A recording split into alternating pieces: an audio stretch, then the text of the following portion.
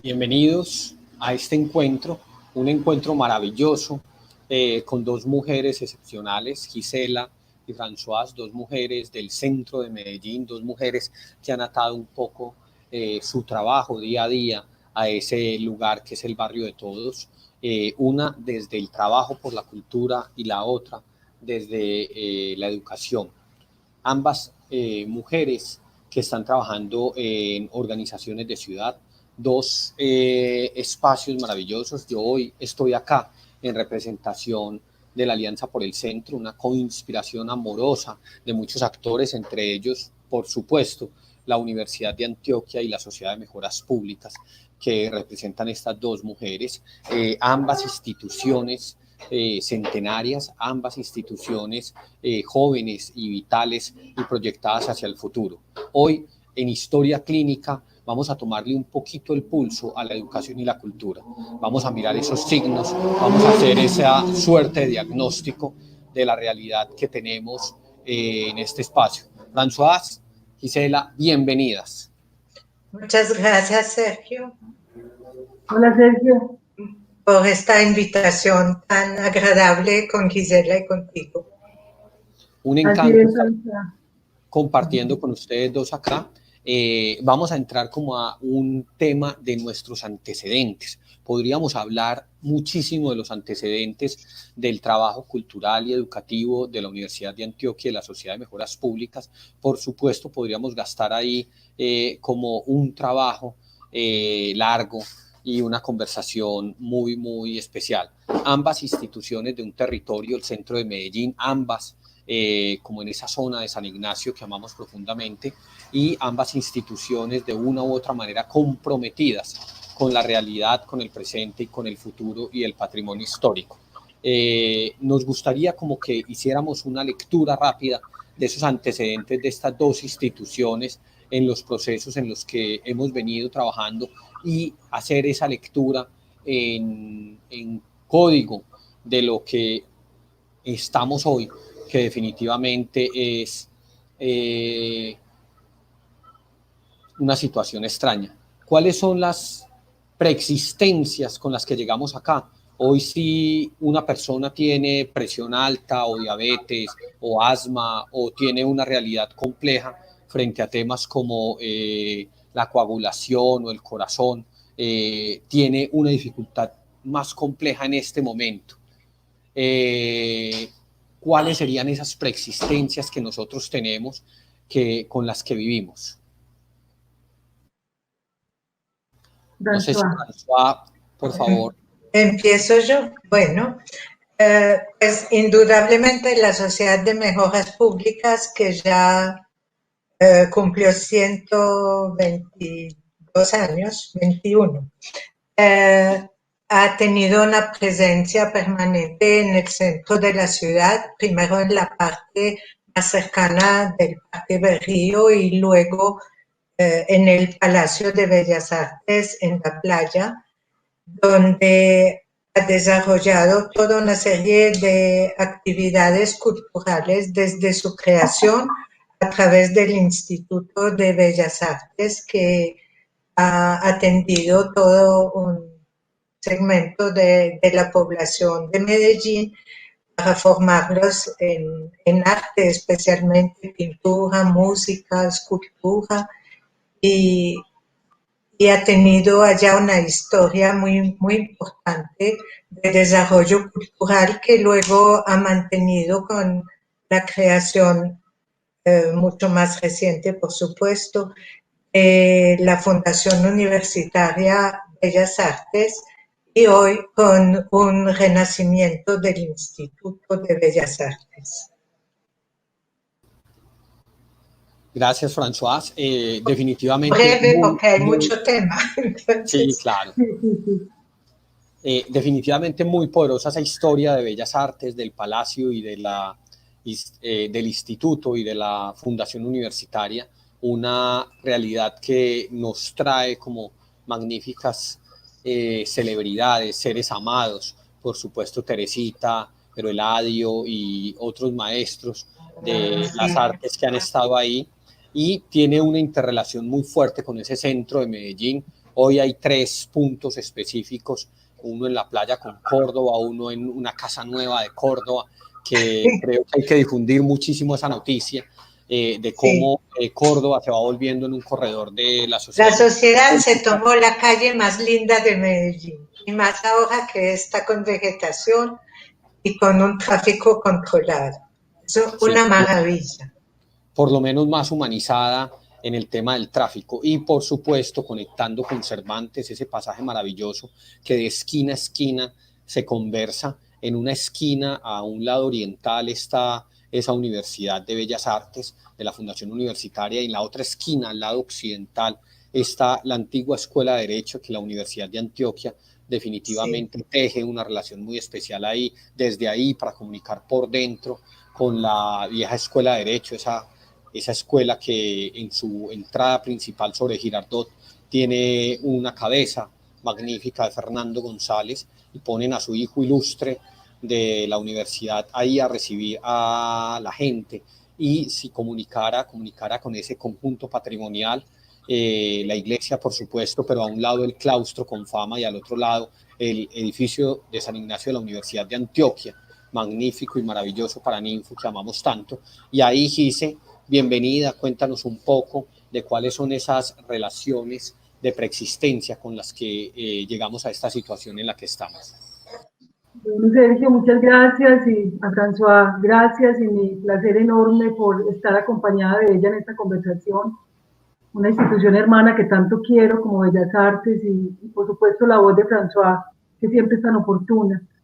Pues no, la universidad, todos sabemos, la fuente madre, la fuente nutricia, esa universidad que nació pública y sigue siendo pública, que está ya arribando a sus 218 años de historia, en unos avatares, en unas conquistas históricas y sociales muy fuertes, muy alentadoras, que nos han dado pues muestra de su valía, de su capacidad y de esa suerte de socialización del conocimiento que siempre ha estado muy apegada, de estar al lado de los sectores más desfavorecidos de la población.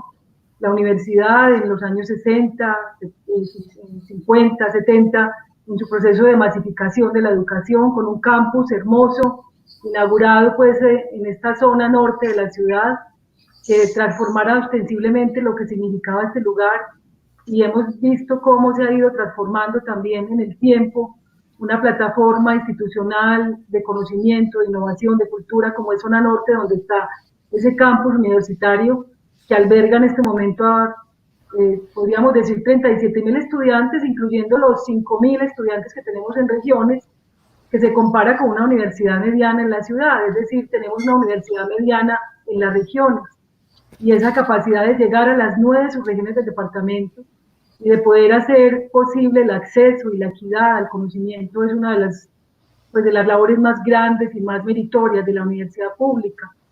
Pero tenemos el Paraninfo, tenemos la joya de la corona en pleno centro de la ciudad, una joya declarada patrimonio arquitectónico, digno de apropiación, digno de conocimiento de la ciudad, del mundo, del país y de preservación. Y estábamos muy contentos en la preexistencia de poder conectar esa actividad de investigación, de docencia y de extensión de la universidad en el centro de la ciudad y poder ir ensanchando aún más la capacidad de comprensión de un territorio amado, difícil, odiado incluso también, como es el centro de Medellín. Sergio, teníamos ya todo, digamos, para seguir muy adelante con la apuesta de un Paraninfo de puertas abiertas, que lo habíamos logrado, es decir, la universidad ya lo había allanado en algún momento. Vale decir que hubo momentos estelares de la universidad en el centro de la ciudad. Sé que muchos ciudadanos y personas de la cultura recuerdan momentos claves como el martes del Paraninfo, con presencias tan luminosas como la de Borges, Sábato, Meira del Mar, Artel, ¿cierto? Tantos poetas, pensadores del mundo que nos visitaron y que nos dieron su palabra sagrada para entender más, aún más, de qué estamos hechos como sociedad. Y como eso, pues también toda esa riqueza impresionante que tiene la universidad y que en ese Paraninfo en particular alberga a la emisora cultural, la primera emisora cultural en América Latina, y a la vez todo ese conocimiento que también nos trae la antigua Escuela de Derecho, que es la que queda detrás del Paraninfo de la universidad, donde la Facultad de Derecho, la Escuela de Idiomas y en particular el consultorio jurídico hace una labor impresionante, muy, muy fuerte con las sociedades y con los sectores más vulnerables de esta ciudad y de este país.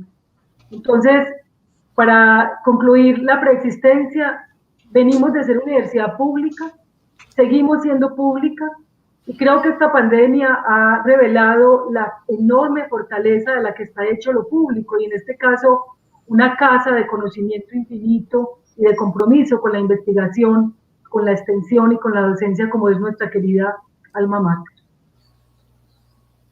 Por aquí la gente está activa y conectada. Hay un debate sobre el tema de cuál es la calle más linda. Sebas de la Casa Centro Cultural nos dice que, claro, que Córdoba es la calle más linda del centro de Medellín después de Maracaibo. Teresita de Barbacoas y de Divas nos decía que hay un polígono patrimonial hermoso con casas en manos de entidades comprometidas por el centro y la cultura. Ahí nos encanta pues ver como la participación de la gente. Vamos a empezar un triaje. Sergio, pero quiero en ese tema del pasado, hablar algo del pasado reciente, porque realmente esta situación, esa pandemia, nos llega justo en un momento en el cual las organizaciones culturales del centro se han unido y han estado muy activas. La Alianza para el Centro, el Eje de la Playa, el entorno de San Ignacio, Prado Centro. En este centro se han aglutinado en ese pasado muy reciente y algunos hechos relacionados inclusive con el reverdecer de algunos ejes viales.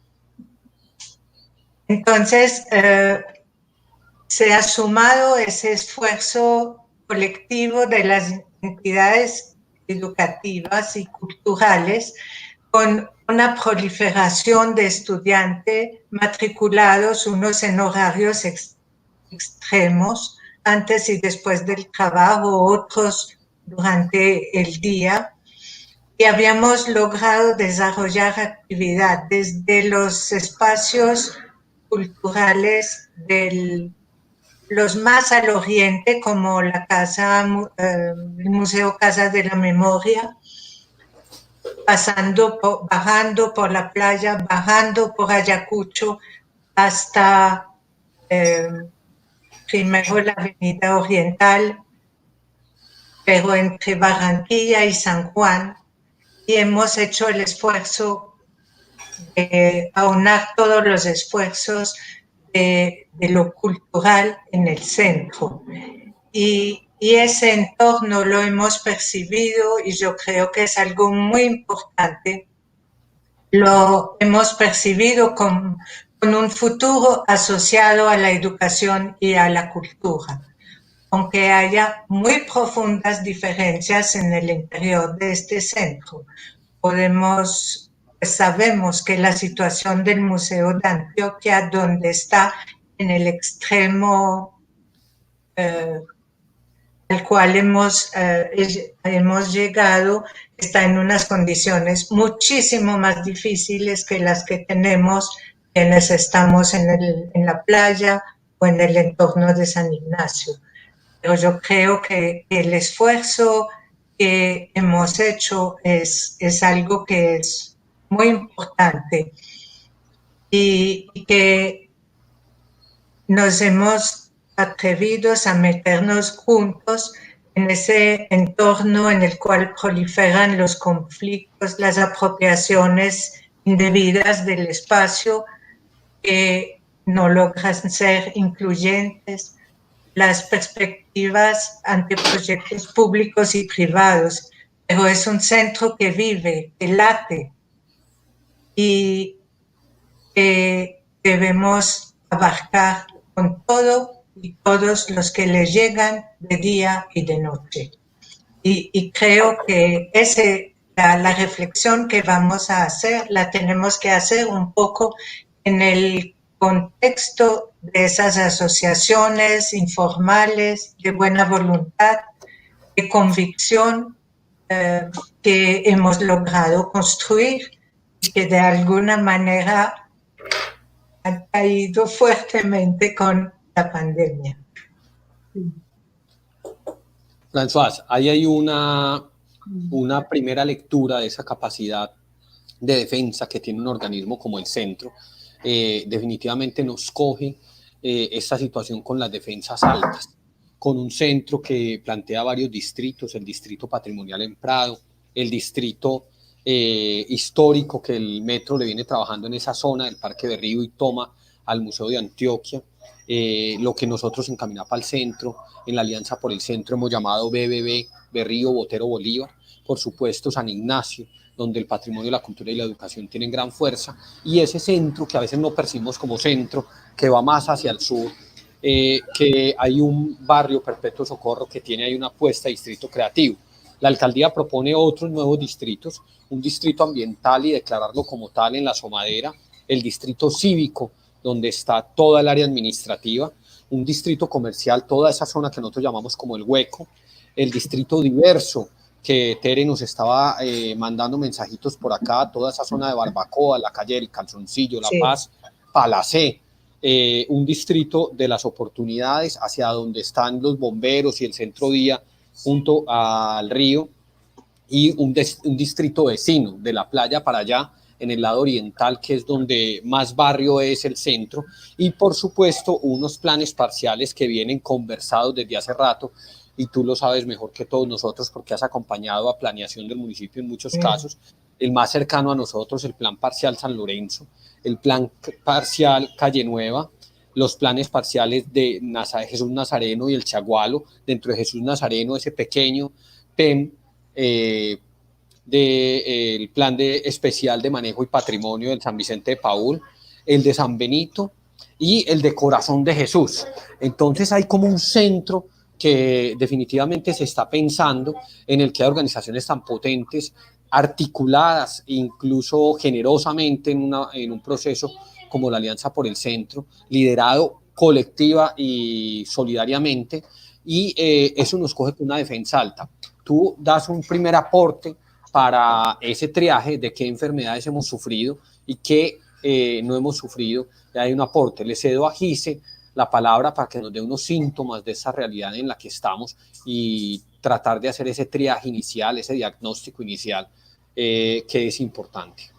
Bueno, yo creo que sí, veníamos en una fortaleza enorme por parte de las entidades, habíamos ganado un elemento fundamental que se llama la confianza, nos habíamos encontrado en un horizonte de igualdad desde la diferencia, porque creo que es importante detallar esa heterogeneidad de la que está compuesta la institucionalidad en el centro de la ciudad.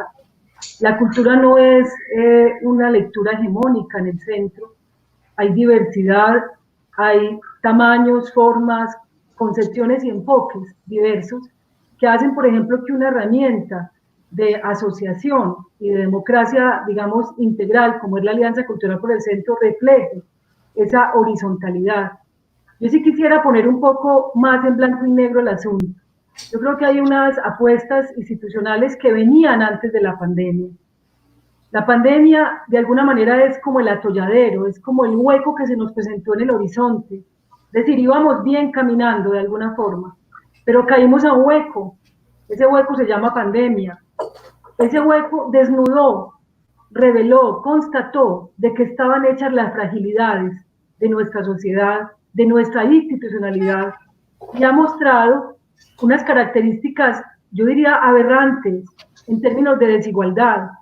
Cuando uno mira el centro de la ciudad, uno sabe que el centro es una desembocadura geográfica de esta ciudad por la misma manera geográfica como está compuesto, donde está ubicado, pero a la vez es la desembocadura de los sueños y de las aspiraciones de miles y miles de personas que no tienen otra opción distinta para buscar un horizonte en su vida, una supervivencia que el centro. Por eso muchos han acuñado la palabra rebusque para ir al centro de la ciudad. Entonces, está bien que existamos instituciones comprometidas con un guión que busca sobreponer esas desgracias sociales. Pero a mí me parece que la deuda histórica, que los actos no hechos son tan evidentes y son tan escalofriantes y tan aberrantes, que nos están demostrando con esta pandemia, por ejemplo, elementos como construir ese guión del que hablaba Sergio, de los distritos y toda esa perspectiva de un POT mucho más próspero para estas ciudades del centro, requeriría unas reinvenciones, ahora que están hablando de reinventarse, unas reinvenciones que repiensen la forma como tendrían que abordarse esas transformaciones. Muchas de ellas, hechas de buena intención, han llegado de un sector que no ha consultado la mayoría de los sectores, que no ha tenido en cuenta la voz de la mayoría. Y ahí yo creo que tiene mucho que ver la participación, la forma como los distintos sectores, organizados o no, tengan una voz para poder plantear unas salidas en ese territorio, y también la forma como algunos sectores marginales se ven en el territorio, porque yo creo que el hecho de querer transformar un territorio o de cambiarlo no implica sacar a las personas. Creo que en una sociedad que respete al otro, el otro no te tiene por qué estorbar, siendo menos o mayor en clase, en sociedad o en diferencia de cualquier clase que tenga respecto a quien organice o disponga en los organismos de decisión o instancias de liderazgo, ese tipo de asuntos. Entonces me parece que el punto en donde estamos ahora es un punto crítico, es un punto que lleva incluso a repensar esos programas y esas maneras como esas cosas se estaban haciendo, porque, no sé, François, tú que tienes un termómetro y un pálpito más fuerte incluso con el tema de inquilinatos, que lo has trabajado, que sabes de qué está hecha esa situación tan dura y tan difícil desde el humano, casi que las prioridades económicas o las prioridades políticas o sociales de esta ciudad casi que se invirtieron, porque el trapo rojo nos invirtió la dinámica, nos invirtió las prioridades. Es decir, ahora para Sergio o para la universidad o para Confama y la universidad cuando hacemos cosas juntos, la prioridad además de hacer una actividad cultural de calidad, importante, que avive la conversación, que entregue nuevas agendas de conversación, también llevan a pensar en la economía de ciertas personas y sectores. Caso, por ejemplo, el de la Arepa Invita. Hicimos un evento bellísimo durante 11 días, con una programación muy cuidada, muy acompañada de un diseño muy bien pensado desde lo comunicativo, desde lo pedagógico, acompañada de investigadores, poniendo la interdisciplina a conversar, pero realmente cuando fuéramos a evaluar lo que más nos importó, dentro de muchos rasgos de importancia, fue movilizar la economía de los portadores de tradición que estaban viviendo penosas circunstancias.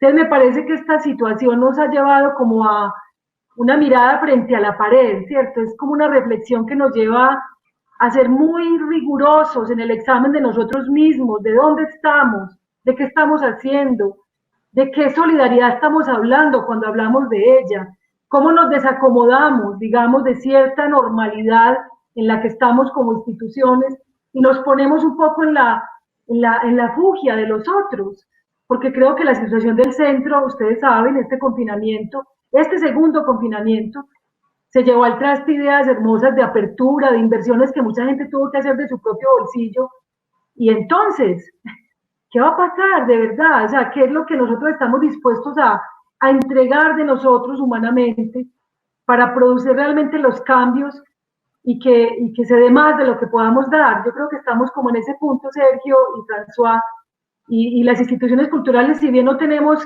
que asumir el papel de Atlas, porque el mundo no nos merece en todo sentido, el papel que jugamos sí es muy importante en esa definición y sobre todo en entregarle a los decisores herramientas más claras para que se dediquen a pensar mejor en el diagnóstico tan agudo que tienen enfrente que a tomarse fotos en las avenidas o los selfies para darse propaganda.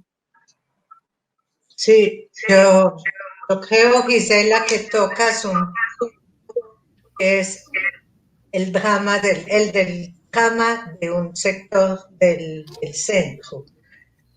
Y ese sector es muy amplio, ha crecido con cada intervención de la municipalidad en el centro y en algunos barrios, que ha desplazado gente, y la gente desplazada llega casi automáticamente al centro, donde muchas casas se han convertido en un inquilinato y creo que el inquilinato es el peor sitio, peor que la calle, para pasar el confinamiento, porque son espacios en los cuales en piezas de 3x3 está una familia entera proveniente de lugares muy distintos de la familia que ocupa la pieza vecina.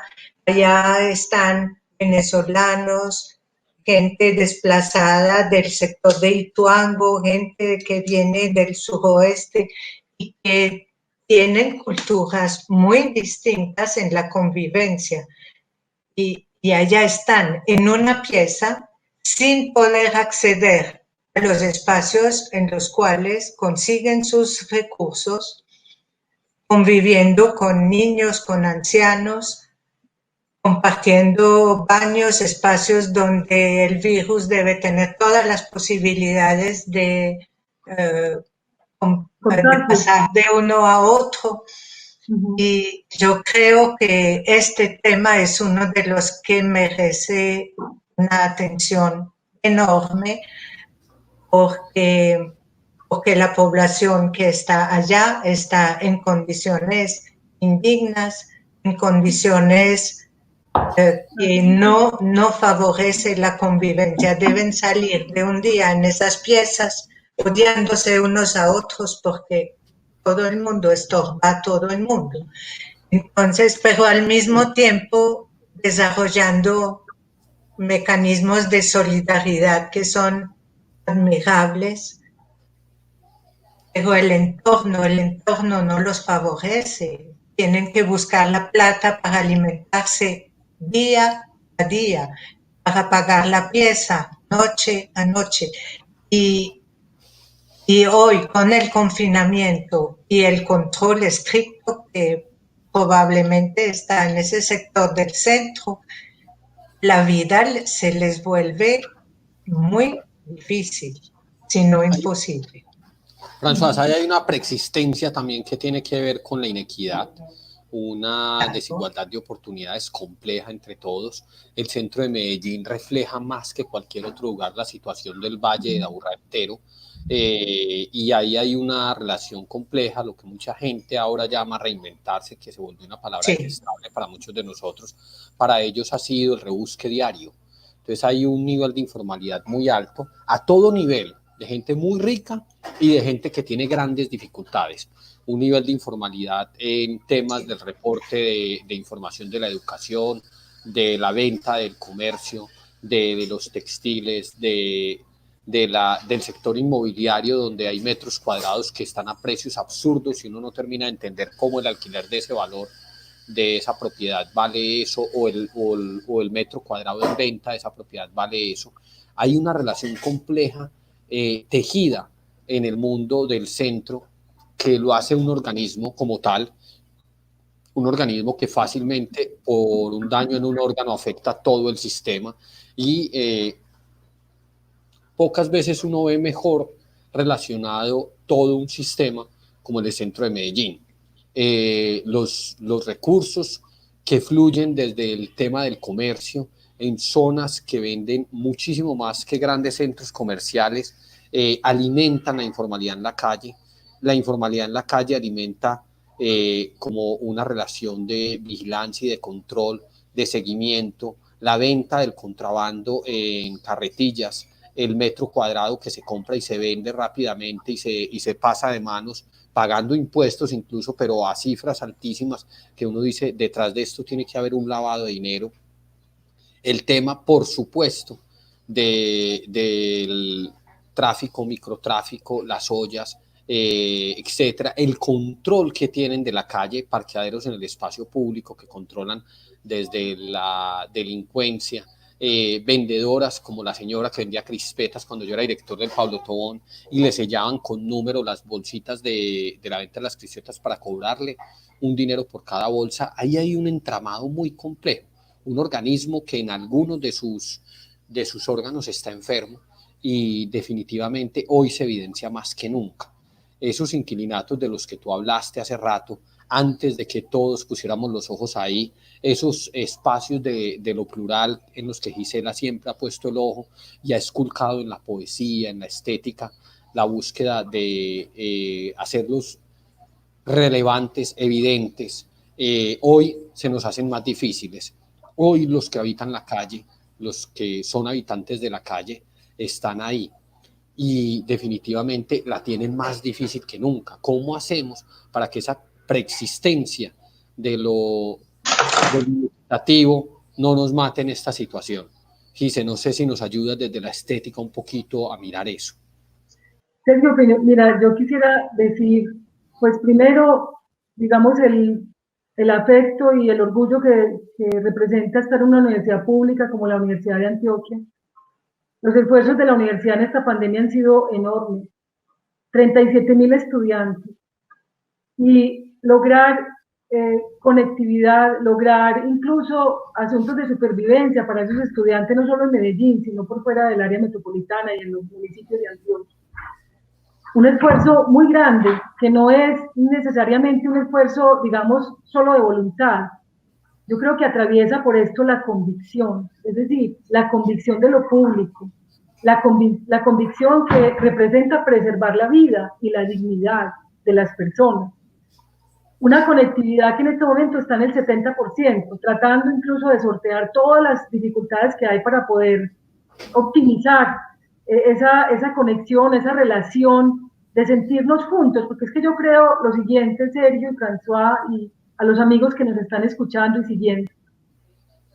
El virus es una realidad inminente, pero también es inminente que está en juego nuestra democracia, que está en juego nuestra libertad, y que está en juego nuestras relaciones y conquistas ganadas por muchos, muchos años y por mucho tiempo y por muchas vidas que han estado entregadas y consagradas a este principio fundamental del derecho inalienable a la libertad. Y creo que el centro de la ciudad estaba logrando esos visos. Ahorita lo mencionaba François, reunirnos, sentirnos iguales en la diferencia, conquistar la plaza pública, lograr espacios que antes eran imposibles desde la cultura, conversar entre nosotros, hacernos menos feudales, más colectivos, más sistémicos, lograr que ese corazón fuera un corazón activo desde su circulación, desde su manera de pensar y de tejer un sueño, una realidad compartida. Era de las cosas más bellas.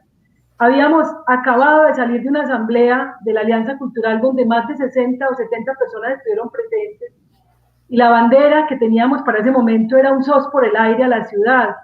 Estábamos hablando de la contaminación ambiental. O sea, la ciudadanía organizada, la sociedad civil que tiene tanta fuerza, estaba poniendo los temas de conversación, estaba interpelando de muy buena manera y con argumentos a la institución llamada Estado, a la institución llamada empresa, a la institución llamada academia. Y nos estábamos juntando para poder producir unos cambios y unas transformaciones que esta sociedad requiere.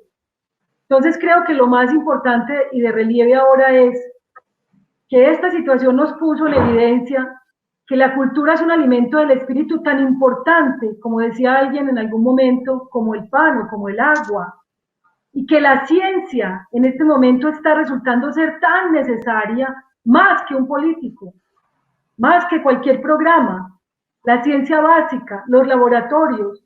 Yo sé que les puede pasar igual, a nosotros nos llega una noticia de un investigador, de un laboratorio, y uno pone la atención en eso, o sea, los ojos se van hacia allá porque hay una esperanza en la ciencia, pero oh desgracia, este país no ha invertido en la ciencia, en la tecnología y la innovación. Siempre ha sido la cenicienta de todos los gobiernos. Los mínimos recursos han llegado para estos sectores. Las universidades han tenido que pararse, incluso hubo marchas de las batas blancas, de los rectores recientemente, pidiendo mayor presupuesto para la investigación. O sea, es inaudito que un país como el nuestro no entienda que en la cultura y en la investigación y en la educación están los pilares de la solución de sus problemas y también la posibilidad de esperanzar un país distinto, un sueño de una sociedad diferente. Eso no se da por utopía, ni por eslogan, ni por consigna. Se da trabajando, se da entregando los recursos, se da diciéndole a los políticos de buena forma que tienen que poner los ojos en las prioridades esenciales. Por ejemplo, en el centro de la ciudad hay unas prioridades enormes de supervivencia. Tenemos los niños confinados, los niños en una desnutrición que cada vez va a ser más en ascenso. Es decir, hay una catástrofe ante nuestra mirada. Se está cayendo a pedazos nuestra ciudad amada. Los sectores de la ciudad que tienen que ir al centro de la ciudad, las comunas, están viviendo penosas situaciones. Sabemos que hay esfuerzo, no hay que negarlo, claro que la hay. La empresa se ha juntado el Estado, pero hace falta, yo creo, más acompañamiento por parte de la inteligencia. Es decir, que la sociedad y que los decisores se acompañen de inteligencia, no le deben temer a ello.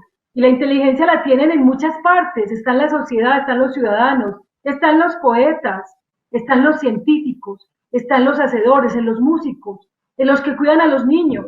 Entonces yo creo que hay que confiar en esa capacidad social y hay que despertar, porque yo creo que estamos en un atolladero complejo y muy doloroso, que puede ir creciendo y que de alguna manera este tipo de iniciativas, como este programa que hacemos hoy, yo creo que lo que buscan es tocar tambor y crear unos campanazos más fuertes, a ver si juntos podemos ayudar a tener agendas mucho más atinadas y menos narcisas, insisto, en este momento de la ciudad.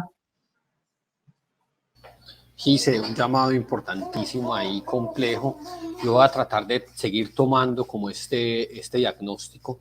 El centro, más que ningún otro lugar, está viviendo una realidad compleja porque cuando la gente tiene más dificultades va a ese espacio donde la gravedad es más fuerte y es ese centro, el origen, el barrio de todos que hemos mencionado, pero hoy ya están cerrados Boston Licors, el lugar de Johncito, el hombre que se inventó el eslabón prendido y nos puso a bailar a todos. Amadís, Wall Street está muerto, encerrado, Jengibre, como el espacio físico que conocimos. Prana, después de 35 años, descolgó el letrero.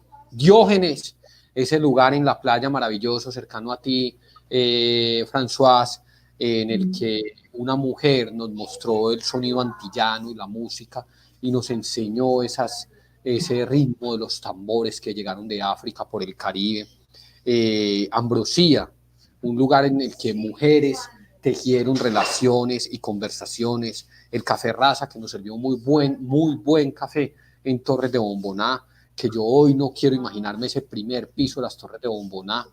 El Tente en Pie por Todo, un lugar magnífico que nos enseñó de la buena cocina, de la magia, del buen gusto, de la sensación de los placeres, del oler y del saborear, del ver.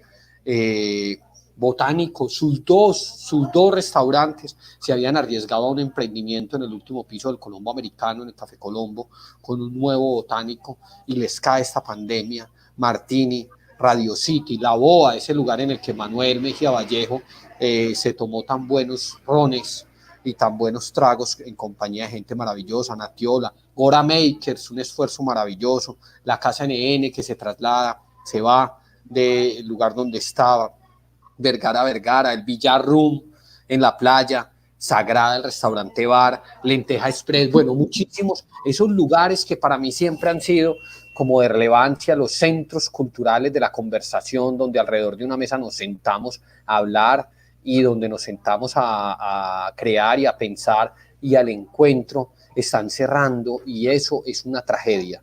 Pero esto tiene un entramado de relaciones más complejas. Hoy la administración pública desde la alcaldía dice matrícula cero en las instituciones públicas de la alcaldía y eso genera una presión muy fuerte sobre las instituciones más grandes como la Universidad de Antioquia.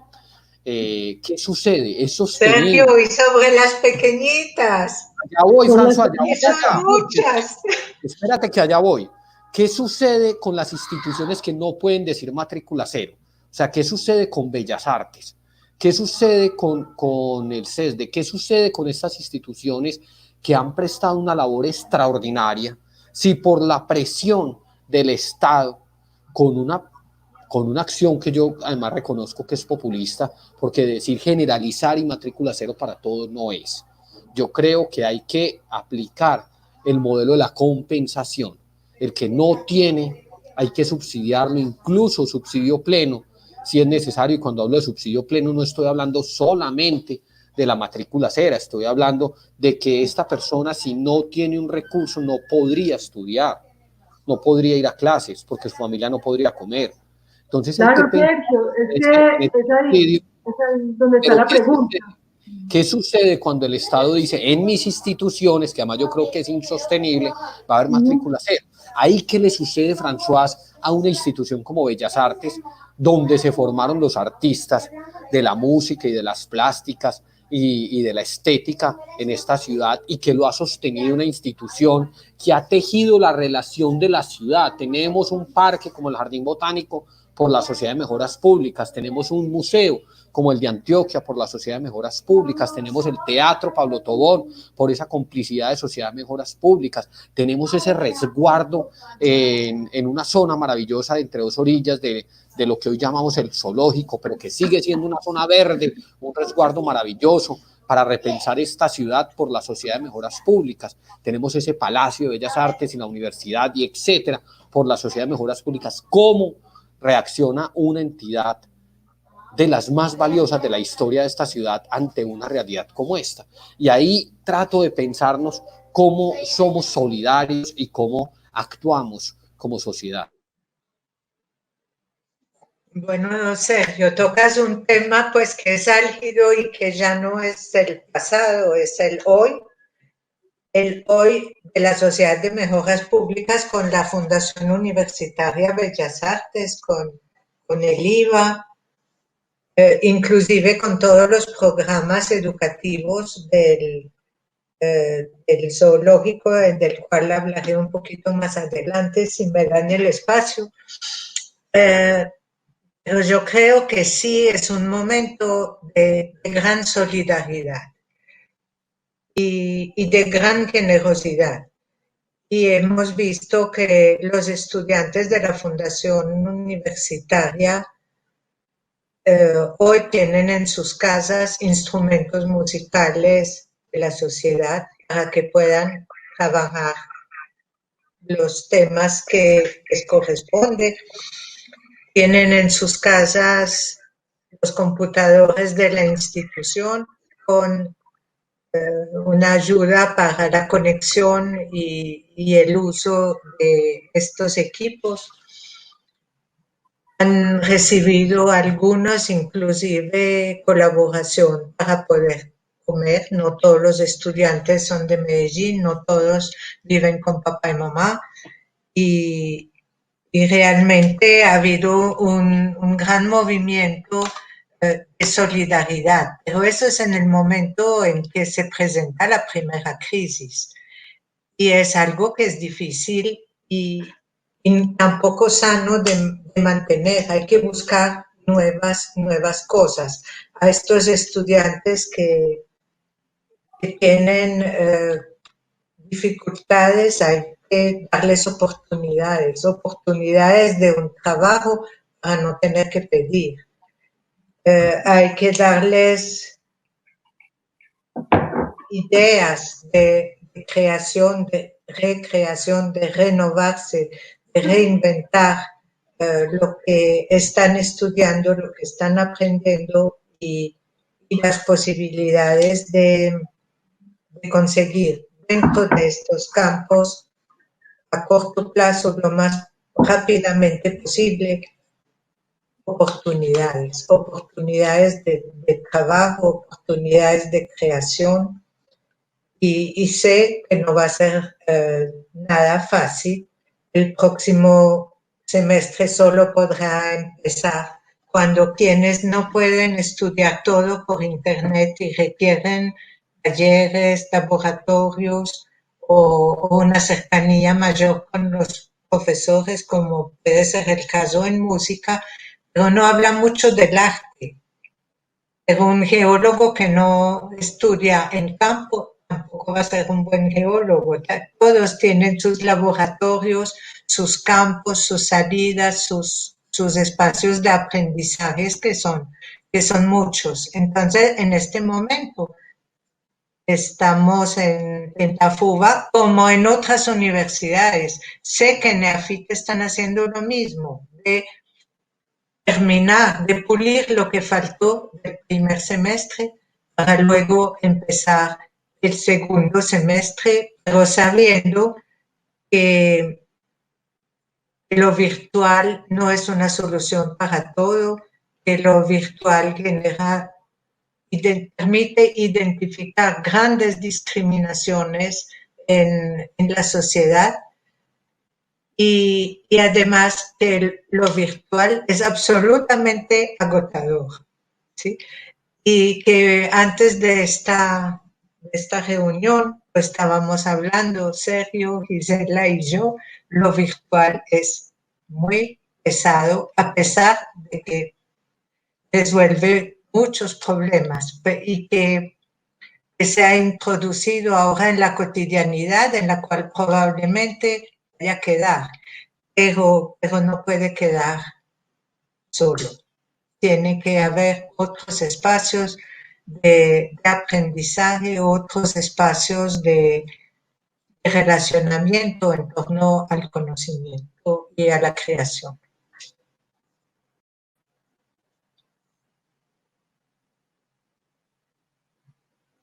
Gise nos está máster, le abrimos a Gise. Yo quisiera acuñar lo siguiente, ¿se oye? Sí. Bueno, y es, pues yo creo que a veces hay unas buenas intenciones en la administración y en los ímpetus de los gobiernos locales transitorios y efímeros. En este caso, la virtualidad aparece, digamos, como una propuesta que fortalece lo que se ha llamado el Valle del Software. Pero la pregunta, digamos, de fondo y más crucial que hay que hacerse es, ¿cuáles son las condiciones que esta sociedad nuestra tiene y con qué precariedades llega para poder hablar con esa expresión tan ampulosa y tan ambiciosa como sociedad, hablando de la virtualidad? Yo, pues desde lo personal, y es una percepción muy, muy particular, pienso que, entre comillas, es un cinismo plantearlo de esa manera. Primero porque la conectividad en esta ciudad se ha demostrado no está a la altura de lo que esperaríamos. Hay muchos desconectados del sistema, muchos. Además de eso, la matrícula cero en la universidad, en el caso de la Universidad de Antioquia, podríamos decir, la universidad ha subsidiado históricamente a los estudiantes de los estratos 1, 2 y 3 de la población. Y lo ha hecho ella misma, incluso sin pedir ningún tipo de erogación ni de recurso, en este caso al municipio, dado que gran parte de su población proviene del municipio de Medellín. Entonces, lo que yo creo es que es importante como no caer en los sofismas que este momento nos está planteando. Yo creo que la presencialidad va a ser irreemplazable y la capacidad que una universidad tiene de generar la formación integral de un estudiante que no solamente asiste a clase, sino que va a una obra de teatro, que acude a una discusión en la cafetería, que va y comparte algo con un estudiante distinto a él, que se relaciona de forma policlasista con otro. Eso no lo va a reemplazar la virtualidad. Entonces creo que también es importante como que esas noticias o esas intenciones se vayan decantando y vayan logrando asiento, incluso factibilidad a la luz de estudios un poco más serios en términos de lo que eso puede producir para la ciudad. Y dado sobre todo que las prioridades se han invertido y que en este caso la prioridad para todos es clara, ¿cierto? En este momento la vida y la salud y el bienestar son lo principal. La educación, claro, la conectividad y que estemos en las actividades de escolarización, de enseñanza, de investigación. La universidad no ha parado en eso, en el caso, por ejemplo, de la Universidad de Antioquia. Pero la prioridad, ¿cuál es ahora? De que la gente pueda comer, de que la gente esté con bienestar. Y si eso no es así, yo creo que hay un SOS, hay una ambulancia que está sonando todo el tiempo afuera y que nos está interpelando y nos está diciendo algo no está bien, algo no está sucediendo bien en la ciudad. Como unos comentarios de la gente que está en redes, de la gente que nos está viendo, del grupo de Camina Pa'l Centro. Ahí están muchísimas personas amadas del grupo de Camina Pa'l Centro. Quiero como mencionar algunos. Gloria Elena Molina, ¿será que el centro entró a los ciudadanos intensivos, a cuidados intensivos y requiere atención prioritaria de todos? Sin el centro, la ciudad muere, es vital. Cecilia Calisto Martínez dice, no olvidar que la cultura se encuentra afectada por esta situación. Fernando Jalvo te manda un abrazo, un saludo, François, y te dice gracias y felicitaciones por tejer la ciudad. Plazarte nos pregunta, como siempre lo ha hecho, de manera inteligente, o nos cuestiona. La crisis es a nivel sistémico y en todos los niveles. Nos hace preguntar, ¿es un momento de ser agentes culturales o contraculturales? Hay unas preguntas del Ateneo Porfirio Barbajaco, ese teatro de todos, en las Torres de Bomboná, en ese espacio magnífico que habla de la diversidad, el gran capital social y cultural, diciéndole que tiene razón Gisela en ese comentario. Sebas, del Centro Cultural La Casa, ha estado pues muy presente en la conversación y creo que tenemos como una conversación. Pilar aparece con la presencia, la expresión, el abrazo, son irreemplazables. La virtualidad es como una tabla de salvación que habríamos hecho sin ella. Ahí hay una conversación compleja, hay montones de comentarios en este momento, cada vez más. Creo que nos los van a ir poniendo ahí en pantalla y quisiera que comentáramos sobre ellos un poquito para que interactuáramos con ese público con el que estamos conversando en este encuentro. Sergio, yo quisiera acuñar lo siguiente, aprovechando, digamos, todo lo que se ha planteado, y es que cuando nos reunimos en la Alianza Cultural en el año 2016 y suscribimos ese pacto de amor por el centro, era un pacto de amor con coraje, era un pacto de amor con valor, con dinamismo, con contracultura, como nos dice Mirta. Es decir, intentábamos poner la conversación en un nivel que se despejara, que se desprendiera incluso de esas vanidades corporativas, de esos segmentos feudales tan nocivos para una sociedad. Es decir, venimos de una escuela de la individualidad, una escuela del sálvese quien pueda. Y esta pandemia casi que lo ha demostrado y lo ha constatado aún más. Sálvese quien pueda. Y resulta que en el centro de la ciudad estábamos tejiendo la posibilidad de entender que no había muros, que no teníamos diferencias, que podíamos ser un solo cuerpo activo por el centro de Medellín, como el corazón que late de un cuerpo que como ciudad agoniza, pero que también tiene muchas vitalidades y que entregar. Y yo creo que lo que está ahora en evidencia, en esa lucha por la pluralidad, por la heterogeneidad, por la democracia conquistada y ganada en años, por esas luchas fuertes que se han tenido desde la cultura, lo que está en este momento en el orden del día es algo que hemos dicho de manera repetida y casi vehemente y hasta aburrida. Necesitamos un pacto. Ese pacto hay que construirlo.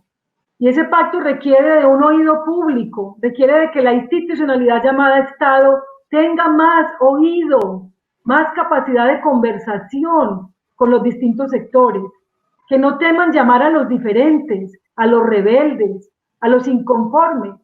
Con ellos se construye una agenda de ciudad mucho más bella, incluso mucho más alegre, porque lo que necesitamos ahora es eso, dotarnos de alegría, de felicidad, saber que nadie nos puede quitar el derecho a la vida y a la existencia compartida, al amor que tenemos entre nosotros mismos, a tejer esa confianza tan importante, desprendidos de lo que somos como instituciones y sintiendo que lo único que realmente somos es ciudadanía. El estatus de ciudadanía es superior a cualquier otro estatus. Esa es, yo creo, que la camiseta más importante. Entonces creo que uno de los llamados que hace la Alianza y que estamos haciendo con estos programas y con estas conversaciones es: no le temamos a la argumentación, no le temamos al encuentro con el otro y con el diferente, y que es el momento, sí, de hacerlo, porque estamos en un SOS por la vida. Yo nunca creí, de verdad, se los confieso, que un momento de estos de tanta ficción fuera a ser tan real, que nos fuera a llegar tan de tope a la vida cotidiana, que levantarnos y hacer todos los días lo mismo y conectarnos a una pantalla fuera a ser una verdad en la vida. Esto es increíble. Pero aún así yo creo que la vida también se abre paso y se sobrepone.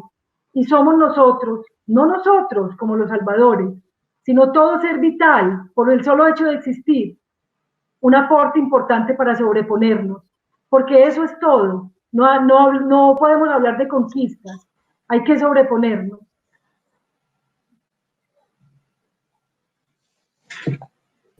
Gise, mil gracias. Ahí se alborotó como el mundo de la conversación. Río Mares, considero que el centro de Medellín amerita la unión de todos los estamentos que concurren en él y en un liderazgo fuerte y constante para poder afrontar las diferencias y las diferentes problemáticas que viven en el centro y poder así potenciar el arte y la cultura que sensibiliza al hombre. Hay un comentario maravilloso de Sebas, tal vez no es hablar de distritos como lo mencioné yo ahorita, es más unión, es menos fronteras, es jugarnos todos una causa común. Sí. Pilar Benilla repite una frase que dijo ahorita Gisela, el centro es desembocadura.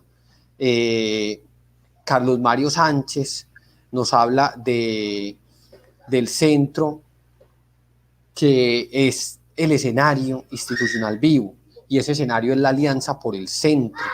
Mal hacemos si cada uno lucha por sus sectores, sus intereses, sus espacios. La alianza es el órgano.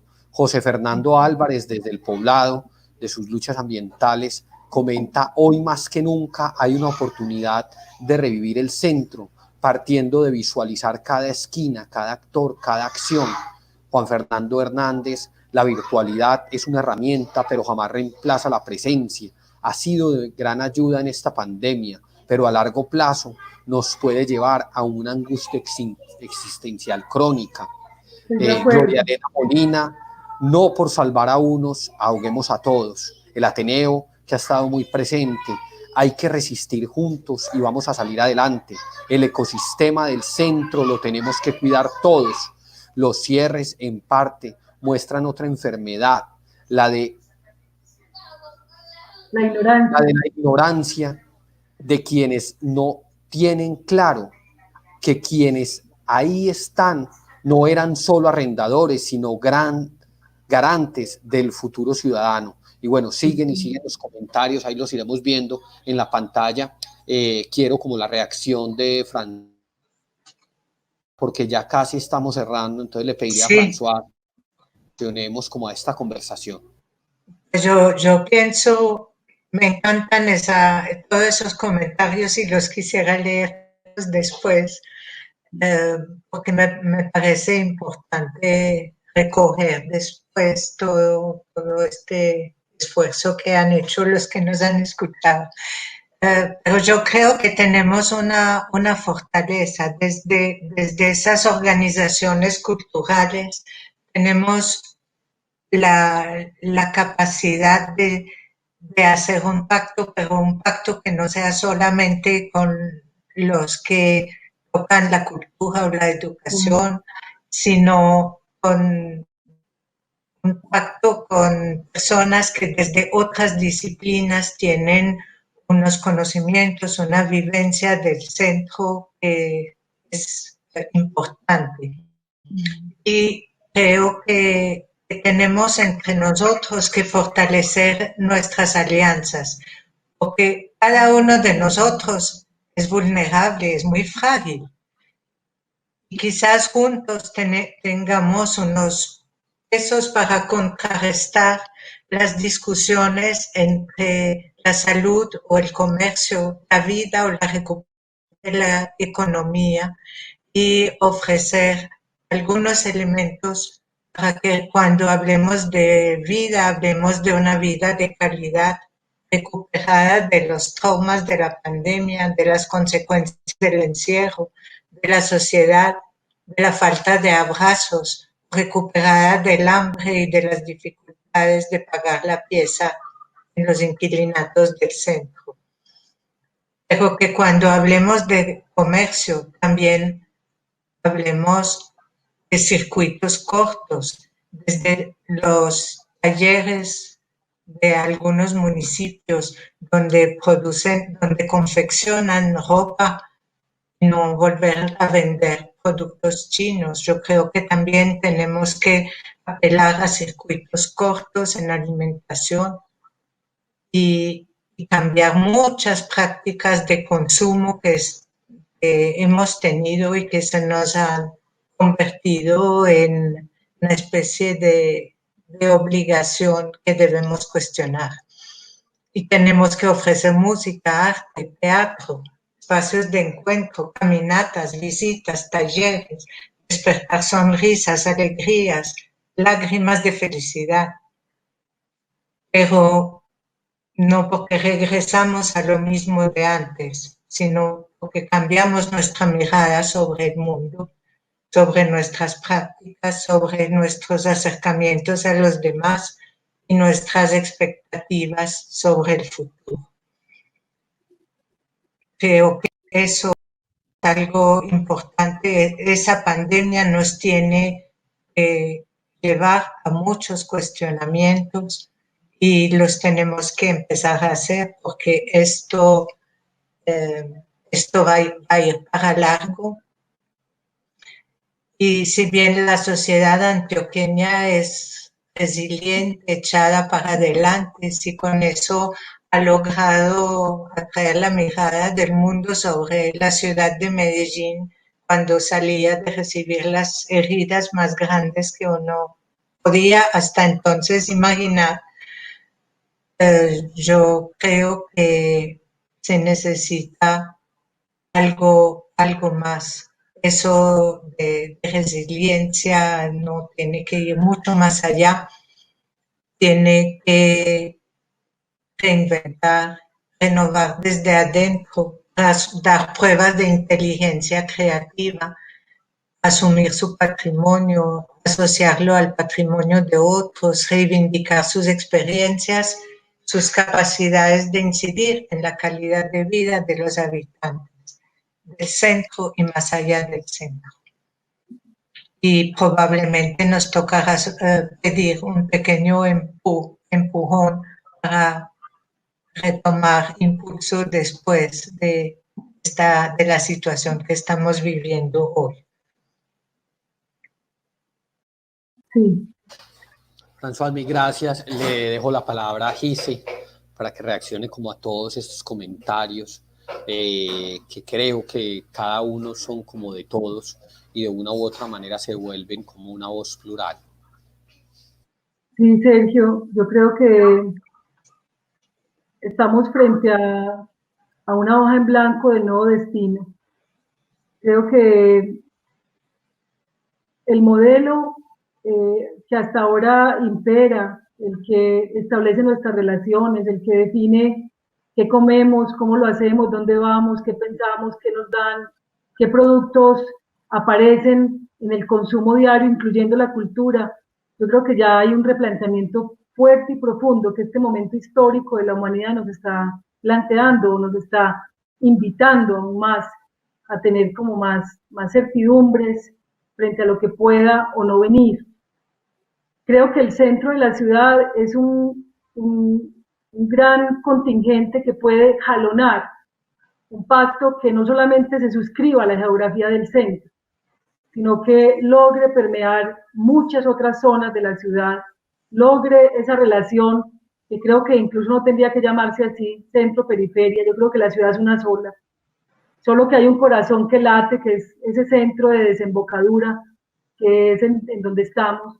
Pero ¿qué sería de ese centro sin las comunas, sin los barrios, sin la conversación permanente y viva que los barrios también le propician al centro de Medellín? Entonces, creería que lo que pasa ahora es que necesitamos reducir la agenda ampulosa y ambiciosa en agendas mucho más simples, más sencillas, volver a dinámicas de pronto de solidaridad mucho más cercanas entre nosotros, establecer unos códigos de relación, como decía François, con el taller de la esquina, con la tienda del barrio, con el vecino, con el amigo, con nosotros mismos. Sentirnos que somos un sistema. Es que yo siento que si alguien en el centro cierra sus puertas, no es esa persona la que está cerrando sus puertas o su lugar, somos nosotros también. Algo en nosotros también se está cerrando. Entonces, el concepto de sistema, de organismo vivo, de sentirnos una suma, que somos más que esa suma de las partes, como siempre he insistido, realmente tenga fuerza y logremos hacerlo. Y creo que hay que planteárselo al Estado de manera tranquila. Sentémonos a hablar, decidamos ya cuál va a ser esta agenda posible para resucitar ese centro que se nos está cayendo a pedazos, esta ciudad que está agobiada. ¿Qué más hace falta para cooperar en esa reconstrucción del tejido social donde la cultura, como pan, como agua, como el aire, como el sustento, tiene gran valor? Dice, muchísimas gracias.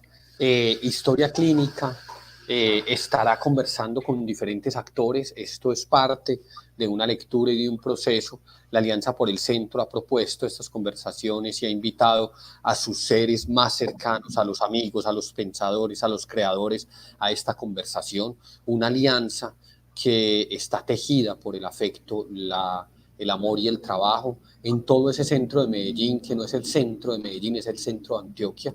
Gracias por estar acá. Los invitamos a que sigan conectados con Historia Clínica para seguirle tomando nota a esta realidad en la que estamos viviendo y buscar cómo nosotros hacemos que la solidaridad, el trabajo colectivo y la apuesta solidaria de todos se nos convierte en esa vacuna que estamos buscando todo el tiempo.